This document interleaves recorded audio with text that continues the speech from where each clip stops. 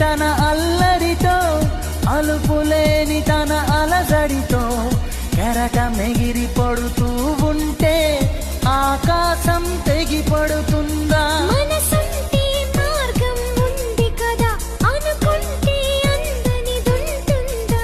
అనుకున్నవన్నీ మనకందినట్టే అనుకుంటే తీరిపోదా?